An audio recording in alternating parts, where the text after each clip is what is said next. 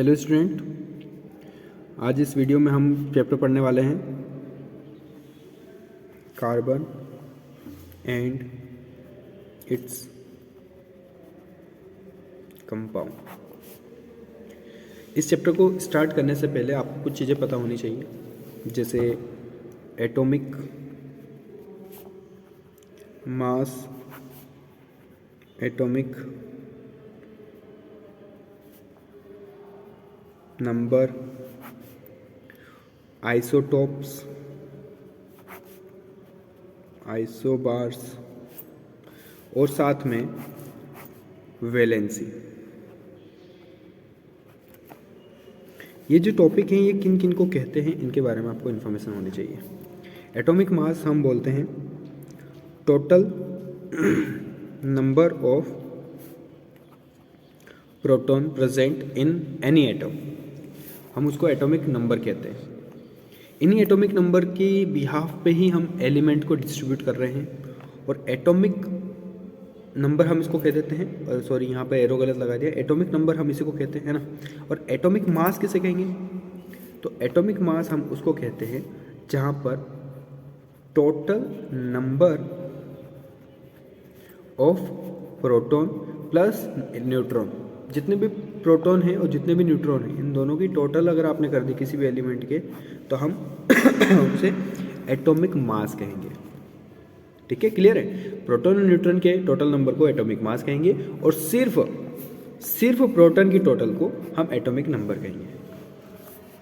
Isotopes क्या होते हैं? ये भी एक बहुत इंटरेस्टिंग टॉपिक है, इसके बारे में भी आपको पता होना चाहिए। ठीक है, तो हम आइसोटोप्स की डेफिनेशन क्या लिखेंगे, तो उसके लिए आप एक छोटा सा काम कीजिए। Atom of the same element, जैसे मैं यहाँ लिख रहा हूँ, आप अपनी कॉपी में नोट डाउन कर लेना। यहाँ पे ये है अपना आइसोटोप्स। आइसोटोप्स किसे कहेंगे, तो उसकी डेफिनेशन आपको यहाँ पे मिल जाएगी। ठीक है, तो क्या लिखना है? Atoms of the same element having the same number of proton but different number of neutron. ऐसे एटम जिसका जो एलिमेंट सेम होगा, मान लें अगर हम क्लोरीन ले लेते हैं, मान लेते हैं कि क्लोरीन ले रहे हैं, तो हम क्लोरीन के ही एलिमेंट की बात कर रहे हैं कि क्लोरीन के ऐसे एटम्स जिनके पास प्रोटॉन नंबर सेम है पर उनके न्यूट्रॉन नंबर डिफरेंट है, तो ऐसे ही क्लोरीन के एटम्स को हम आइसोटोप्स कहते हैं।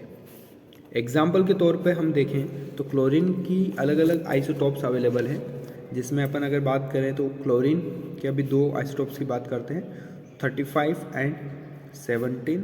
यहाँ पर एको क्लोरीन है 37 एंड 17। तो यहाँ देखो ध्यान से, यहाँ इस लोकेशन पे जो भी लिखा रहता है, इस लोकेशन पे जो भी होता है उसको हम एटॉमिक नंबर कहते हैं। ये है एटॉमिक नंबर। क्या है ये? Atomic number. ये भी एक एटॉमिक नंबर है। ठीक है, और यहाँ पर इस लोकेशन पे जो रहता है उसको हम बोलते हैं एटॉमिक मास। तो ये भी एक एटॉमिक मास है। पर आप ध्यान से देखिए कि ये भी क्लोरीन एटम है, ये भी क्लोरीन एटम है। एटॉमिक नंबर यानी कि प्रोटॉन नंबर सेम है, पर मास नंबर डिफरेंट है, यानी कि न्यूट्रॉन चेंज है। तो न्यूट्रॉन किसी चेंज होंगे पता करते हैं, तो हम इसको इसमें से माइनस करते हैं। 35 एटॉमिक मास में से 17 प्रोटॉन माइनस हो रहे हैं, तो आपके पास जो वैल्यू बचेगी वो न्यूट्रॉन की वैल्यू बचेगी। किसकी वैल्यू बचेगी? न्यूट्रॉन की। तो 35 17 में से अगर 35 जाएंगे तो कितने बचेंगे? 35 में 17 जाएंगे कितने बचेंगे? 18। ठीक है, तो 18 न्यूट्रॉन अवेलेबल है। वहीं पर अगर इसमें देखें हम, तो हमें 37 में से 17 माइनस करना है, तो जाके हमारे पास न्यूट्रॉन वैल्यू आएगी। कितने आएंगे? सोचो, 20 न्यूट्रॉन है ना, 20 न्यूट्रॉन्स। आप देखो ध्यान से कि दोनों ही क्लोरीन एटम है, और दोनों ही क्लोरीन एटम में एटॉमिक जो न्यूट्रॉन की वैल्यू है वो डिफरेंट आ रही है 18 एंड 20, पर इनका एटॉमिक नंबर सेम है 17। इसका मतलब ये आपस में क्लोरीन आइसोटॉप्स है। क्या है? आइसोटॉप्स। इनको ये है थोड़ा सा लाइट आइसोटॉप्स और ये है थोड़ा हेवी आइसोटॉप्स। क्यों? क्योंकि यहाँ पर 2 इलेक्ट्रॉन कम है और यहाँ 2 इलेक्ट्रॉन ज़्यादा है। 37 एंड 35 में डिफरेंस है। क्लियर है? अब अगर हम आइसोबार की बात करें तो क्या लिखेंगे? तो आइसोबार की जो अगर हम डेफिनेशन लिखें तो क्या लिखेंगे? इसको कोई यहाँ देखते हैं। आइसो बार्स, तो डेफिनेशन है atoms of different element.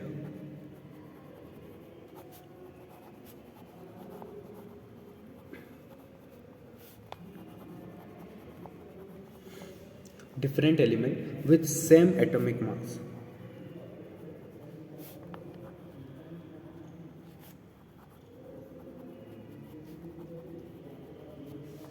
Is called isobar.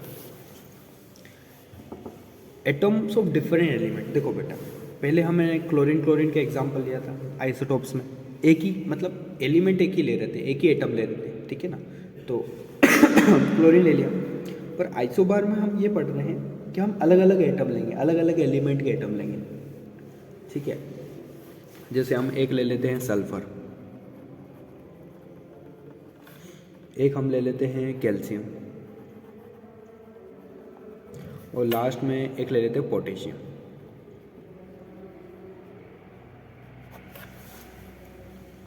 अब सल्फर का अगर हम देखें कि सिंबल क्या होता है, सल्फर का एटॉमिक सिंबल कुछ इस टाइप से एस बोल लेंगे। सल्फर को एस के फॉर्म में शो करते हैं। एटॉमिक नंबर जो होते हैं वो 16 होते हैं, और अगर एटॉमिक मास की बात करें तो 40 होता है, दिख रहा होगा स्क्रीन पे। वहीं पे अगर हम कैल्शियम की बात करें तो कैल्शियम के पास 20 तो एटॉमिक नंबर होता है, पर 40 एटॉमिक मास। कैल्शियम के लिए अपन Ca बता देते हैं।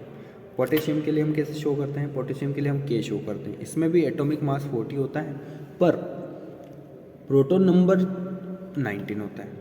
अब देखो, यहाँ पे प्रोटॉन नंबर ही डिफरेंट है, तो जब प्रोटॉन नंबर डिफरेंट है तो ऑब्वियसली बात है कि एलिमेंट ही अलग होगा। पर न्यूट्रॉन, आप जब इनको प्रोटॉन और न्यूट्रॉन को जोड़ेंगे तो आपके पास जो एटॉमिक मास आएगा ना 40, 40 और 40 ही आएगा। इसका मतलब इनका एटॉमिक मास सेम है, भले एलिमेंट दूसरे हैं पर एटॉमिक मास सेम है। इसका मतलब ये आपस में आइसोबार हैं। देखो, atom of the different element with the same atomic mass, atom of the different element with the same atomic mass is called isobars. Different element with the same atomic mass, different element with the same atomic mass is called isobar. तो इस तरीके से हमारा ये concept clear होता है। अब valency के एक टॉपिक तो वैलेंसी को हम क्या करते हैं? देखो, आप किसी भी शेल को अगर मैं कुछ भी चीज़ जमाते हैं, मान लेते कार्बन की बात करते हैं। कार्बन का हम एक एटम इलेक्ट्रॉन डॉट स्ट्रक्चर तैयार करते हैं। मान लेते हैं ये रहा कार्बन का एटम। अब इसके न्यूक्लियस में यहाँ पर क्या होता है? इस न्यूक्लियस में प्रोटॉन और न्यूट्रॉन सेंटर न्यूक्लियस में होता है, पर इसके बाहर जो शेल्स होती हैं, ये होती है के शेल, फिर दूसरी से होती है एल शेल, तो ऐसे शेल्स होती हैं इनके पास। अब कार्बन का एटॉमिक नंबर कितना होता है? 6, ठीक है? यह है एटॉमिक नंबर यानी कि प्रोटॉन। न्यूट्रॉन कितना होता है? तो वो भी होता है 6। और इलेक्ट्रॉन कितने होते हैं? तो जितने प्रोटॉन उतने ही इलेक्ट्रॉन, ये भी होते हैं 6। तो अब अगर इन तीनों वैल्यू से हमें निकालना है कि एटॉमिक मास कितना होगा, तो एटॉमिक मास जो होगा इस कार्बन एटम का, तो आपको एटॉमिक मास में क्या क्या जोड़ना है? प्रोटॉन और न्यूट्रॉन को। तो एटॉमिक मास है इसका 12। एटॉमिक नंबर जानना है तो आपको सिर्फ प्रोटॉन नंबर देखना है 6। अब इलेक्ट्रॉन अगर इस शेल में हम जमाएं, कैसे जमाएंगे? सबसे पहले देखो, इलेक्ट्रॉन कितने हैं? 6, ये लिखा हुआ है। तो 6 इलेक्ट्रॉन में से 2 इलेक्ट्रॉन तो के शेल में चले जाएंगे, क्योंकि के शेल में सिर्फ 2 इलेक्ट्रॉन की स्पेस होती है कि वो 2 शेल्स को होल्ड कर सकता है। के बाद एल शेल, ये रहा एल शेल। तो एल शेल में कितने इलेक्ट्रॉन आ सकते हैं? 8 इलेक्ट्रॉन। और हमारे पास कितने बचे? देखो, 6 में से 2 तो यहाँ अरेंज हो गए, बाकी बचे 4। तो 4 यहाँ पर करेंगे, 1 2 3 and 4। Electron number 1 electron number 2, electron number 3, electron number 4। अब यहाँ पर एल शेल में क्या कह रहा हूँ मैं, एल शेल में मैक्सिमम 8 इलेक्ट्रॉन आने चाहिए, मिनिमम और मैक्सिमम 8 इलेक्ट्रॉन यहाँ पर आएंगे। अगर 8 इलेक्ट्रॉन से कम है बेटा तो ये कंप्लीट शेल नहीं हुई, अभी भी शेल क्या हो गई, कंप्लीट नहीं हुई। तब इस कार्बन एटम को अपनी पास वाली जो भी नोबल गैस है उसके कॉन्फ़िगरेशन को टच करना है, यानी इसको अपना ऑक्टेट कंप्लीट करना है, इसको अपनी एल शेल में 8 इलेक्ट्रॉन कंप्लीट करना है। तो इसके पास 2 तरीके हैं। ये क्या कर सकता है, आयोनिक बॉन्ड, जो मैंने आपको पहले बताया कि आयोनिक बॉन्ड में क्या होता है कि ये अपने से 4 इलेक्ट्रॉन को छोड़ सकता है, लीव कर सकता है, या फिर दूसरा टेक्निक क्या है, ये 4 इलेक्ट्रॉन को दे सकता है, ले सकता है, टेक कर सकता है। कार्बन क्या कर सकता है, 4 इलेक्ट्रॉन को दे सकता है या फिर 4 इलेक्ट्रॉन को ले सकता है। तो ये काम हो जाएगा यहाँ पर आपको मैं एक इन्फॉर्मेशन दे दूँ कि यहाँ पर कार्बन ना तो इलेक्ट्रॉन देगा और ना ही इलेक्ट्रॉन लेगा। ये क्या करता है, आयनिक बॉन्ड नहीं बनाने की जगह ये बनाता है कोवेलेंट बॉन्ड। Covalent bond. अब ये कौन सा बॉन्ड है, तो कोवेलेंट में आपको को वाला मीन्स क्या है, सह यानी कि साथी, और वेलेंट मतलब वैलेंसी। तो ये अपनी जो वैलेंसी है ना, वैलेंसी कितनी है इसकी, 4, क्योंकि इसके आउटर मोस्ट शेल में कितने इलेक्ट्रॉन प्रेजेंट है, 4 इलेक्ट्रॉन।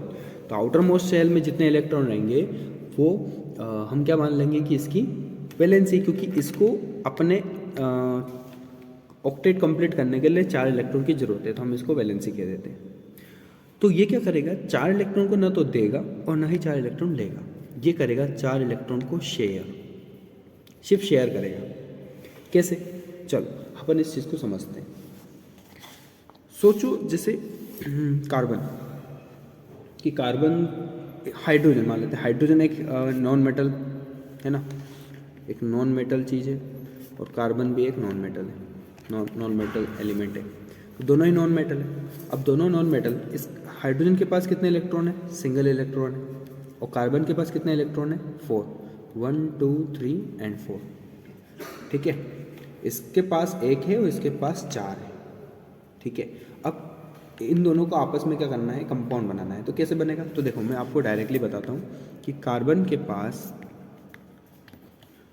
4 एलिमेंट है, 4 वैलेंसी है, तो हमने 4 वैलेंसी को कैसे बना दिया, 4 हाथ बना दिया कि ये अपने हाथों को पकड़ेंगे, शेयर करेंगे सिर्फ। और हाइड्रोजन के पास कितने हैं, 1, तो हाइड्रोजन ने अपना हाथ दिया, कार्बन ने भी अपना एक हाथ दिया, दूसरा हाइड्रोजन ने भी एक हाथ दिया, कार्बन के बाद दूसरा हाथ था, ऐसे हाइड्रोजन मिल गए।